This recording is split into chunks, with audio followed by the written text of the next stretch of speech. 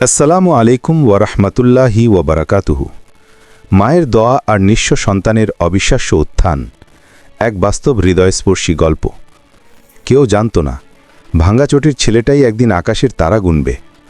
কেউ ভাবতেও পারেনি যে ছেলেটা রাতের খাবার নিশ্চিত ছিল না, সেই ছেলেটাই একদিন লাখ মানুষের রুজি রোজগারের ব্যবস্থা করবে।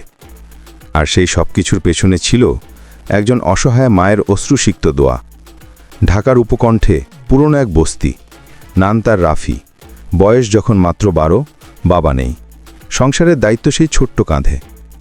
সকালের প্রথম আলো ফোটার আগেই পুরনো জাহাজের লোহার টুকরো কুড়িয়ে বাজারে বিক্রি করত।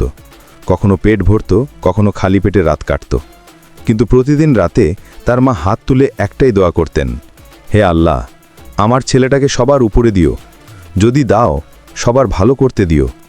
স্কুলে যাওয়া রাফির কাছে স্বপ্নের মতো, তবুও পাশের চাচার কাছ থেকে পুরনো বই আনত, রাতে রাস্তার বাতির নিচে বসে পড়ত। মানুষ হাসত, এই লোহা কুড়ানো ছেলে ডাক্তার হবে নাকি? রাফি কোনো উত্তর দিত না, শুধু তাকাত আকাশের দিকে। একদিন বস্তিতে এক স্বেচ্ছাসেবী সংগঠনের কর্মী আসে, খেয়াল করল অন্যরা খেলছে আর রাফি চুপচাপ বই পড়ছে। তার চোখে ধরা পড়ে সেই ক্ষুধার্ত স্বপ্ন। তিনি বললেন, পড়াশুনো করবে? আমি স্কুলে ভর্তি করে দেব। রাফির হৃদয় লাফিয়ে ওঠে, কিন্তু ভর্তি হতে লাগবে 200 টাকা, ঘরে নেই 1 টাকা। মা ঠোঁটে হাসি রেখে নিজের একমাত্র নাকফুলটিও বিক্রি করে দেয়। রাফি কাঁদতে কাঁদতে বলে, মা তুমি কেন? মা উত্তর দেয়, স্বপ্নের দাম দিলে তবেই সে সত্যি হয় বাবা। স্কুলে প্রথম দিনেই সবাই তাকিয়ে থাকে, ছেঁড়া জামা, পায়ে পুরনো চটি, কিন্তু রাফির চোখ জলজল করে। শিক্ষকও অবাক। ক্লাসে সবার আগে প্রশ্নের উত্তর দেয় সেই ছেলেটাই। বছর যেতে না যেতেই স্কুলে প্রথম, জেলায় প্রথম, ডিভিশনে প্রথম। সংবাদপত্রে হেডলাইন হয়, বস্তির ছেলে রাফি, স্বপ্নের নতুন আলো। মা শান্ত চোখে দেখে, আল্লাহ সব দেখছেন।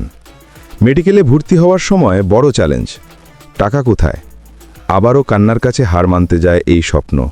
ঠিক তখনই সেই স্বেচ্ছাসেবী কর্মী তার গল্প নিয়ে যায় টিভি চ্যানেলে। রাতারাতি হাজার মানুষ সাহায্যের হাত বাড়ায়। রাফি ভর্তি হল দেশের অন্যতম সেরা মেডিকেল কলেজে। ওয়ার্ডে দিনের পর দিন পড়ে থাকলেও মায়ের জন্য দোয়া তার ঢাল হয়ে থাকে। একদিন কলেজের অনুষ্ঠানে রাফি বলে, যদি আমি কিছু হই সেটা আমার মায়ের দোয়ার জন্য। মা দিনের পর দিন কষ্ট করেছেন, শরীর ভেঙে গেছে, হঠাৎ গুরুতর অসুস্থ। রাফি তখন ইন্টার্ন ডাক্তার। নিজের মাকে হাসপাতালের বেডে দেখে ভেঙে পড়ে। ডাক্তাররা বলে, বাঁচা কঠিন। রাফি সারা রাত মায়ের হাত ধরে একটাই কথা বলে, মা তোমার দোয়া ছাড়া আমার কিচ্ছু নাই, তুমি থাকবে, আমি বাঁচব। সেই রাতেই মা ধীরে ধীরে সুস্থ হতে শুরু করেন। ডাক্তাররা অবাক। রাফি মুচকি হেসে শুধু বলে, মায়ের দোয়া অলৌকিক। কয়েক বছর পর রাফি শুধু ডাক্তার নয়, নিজস্ব হাসপাতাল গড়ে তোলে। বস্তির মানুষের জন্য ফ্রি চিকিৎসার ব্যবস্থা করে, হাজার মানুষের মুখে হাসি ফোটায়। ইনাগুরেশন অনুষ্ঠানে সাংবাদিক জিজ্ঞেস করল, আপনার সাফল্যের রহস্য কি? রাফি মায়ের হাত শক্ত করে ধরে বলল, কষ্ট হয়তো আমাকে রাস্তায় নামিয়েছে, কিন্তু মায়ের দোয়া আমাকে আকাশে তুলেছে। আজও সেই বস্তির শিশুরা তার দিকে তাকিয়ে স্বপ্ন বোনে, কারণ রাফি তাদের চোখে প্রমাণ, যার পাশে মায়ের দোয়া আছে তার শূন্য হাতও একদিন ভরে যায় সাফল্যের আলোতে। গল্পটা শুধু একজন রাফির নয়, প্রতিটি মায়ের দোয়ায় লালিত সন্তানের গল্প, প্রতিটি সংগ্রামী স্বপ্নের গল্প, প্রতিটি অলৌকিক ফিরে আসার গল্প। আর এই গল্প প্রমাণ করে, দারিদ্র্য স্বপ্ন কেড়ে নিতে পারে না, যতক্ষণ মায়ের দোয়া পাশে থাকে।